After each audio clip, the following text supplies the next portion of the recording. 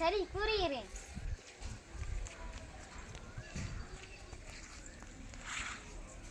அரசே, அரசே, காவி உடையும் நீண்ட ஜடைமுடியும் தரித்த துறவி ஒருவர் வந்திருக்கிறார். அப்படியா? நானே வருகிறேன். சரி அரசே.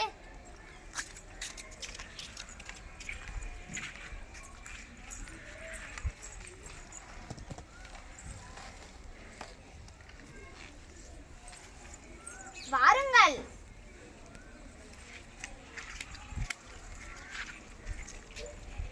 அமருங்கள்.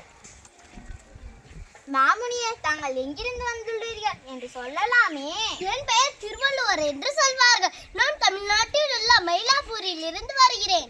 காளிகாம்பாளை தரிசித்த போது தஞ்சாவூர் வரை படையெடுத்த போது சாதாரண மனிதன் கூட தாங்கள் எழுதிய திருக்குறளை மனப்பாடமாக சொல்வதை கண்டேன். தாங்களே நேரில் வந்ததால் தன்னிய நானே. நான் உன் அரசவைக்கு வரும்பொழுது பார்த்தேன். மக்கள் உன் பெயரை சொல்லி பூரித்தார்கள். உன் வீர தீரங்களை பற்றி பெருமிதம் அடைந்தார்கள். எல்லாம் அந்த பவானி தேவியின் அருள். அதை தான் குரலில் வடித்திருக்கிறேன். முறை செய்து காப்பாற்றும் மன்னவன் மக்களுக்கு இறை என்று வைக்கப்படும் என்று. என்ன சுவாமி சொல்கிறீர்கள்? அடியன் சிறியவன், என்னை போய் பெரியவன் ஆகிறீர்களே.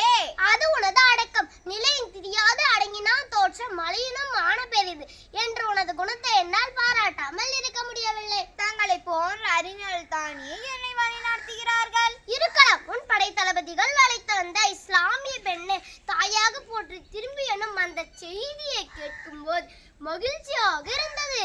எளிதென இல்லிருப்பான், எளிதுமி ஞான்றும் விழியாது.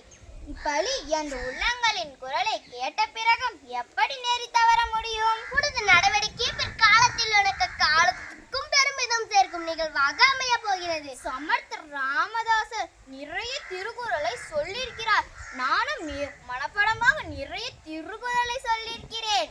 பரவாயில்லையே, மராத்திய வீரனாக இருந்தாலும் தமிழ் படிக்கிறாயே. புரிகிறது முனிவரே. பலே பலே, அரசாட்சி புரிவதை பற்றி சில அதிசயங்களை நான் படித்துள்ளேன். அப்படியே செய்கிறேன்.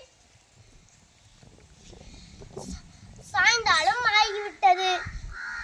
இன்னொரு ஊருக்குள் நான் செல்ல வேண்டும். பொழுது போய்விட்டது. கண்டிப்பாக அப்படியே செய்கிறேன். கடலோர கிராமத்தில் ஆங்கிலேய வியாபாரிகள் இறங்கியிருக்கிறார்கள். ஆமாம், நமது பொருள்களை வாங்க சிலர் குடியேறுகிறார்கள். அவர்கள் வியாபாரிகள். அவர்களோடு வணிகம் செய்வதோடு நிறுத்திக்கொள். மேலும் இடம் கொடுக்காதே. சரி முனிவரே. சரி. நன்றி, வணக்கம். நன்றி.